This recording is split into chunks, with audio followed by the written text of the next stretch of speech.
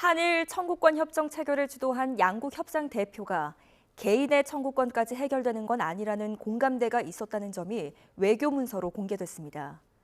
현재 일본 정부가 청구권 협정으로 강제징용 문제가 모두 해결됐다는 입장을 고수하는 것과는 차이가 있습니다. 임성재 기자가 보도합니다. 1965년 한일 청구권 협정으로 개인 배상 청구권이 완전히 소멸됐다.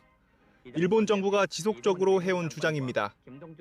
그러나 30여 년 만에 공개된 외교부 문서에선 이와 상반된 증언이 나왔습니다.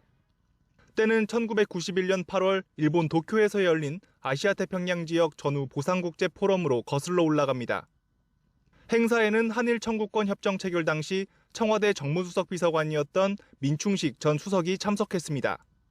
민 전 수석은 이 자리에서 개인의 청구권이 정부 간에 해결될 수 있느냐에 대해서 의문이 남는다고 발언했습니다. 이어 당시 교섭대표 간에도 이 협정은 정부 간 해결을 의미하며 개인의 권리는 해결되는 게 아니라는데 암묵적인 인식의 일치가 있었다고 증언했습니다. 특히 청구권 협정 당시 일본 외무장관이었던 시이나 S사부로도 같은 견해로 알고 있다고 말했습니다.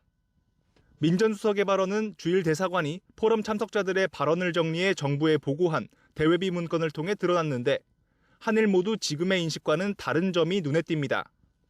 이번에 공개된 문서에는 1992년 11월 노태우 대통령이 일본 교토를 당일 방문하게 된 경위도 담겼습니다.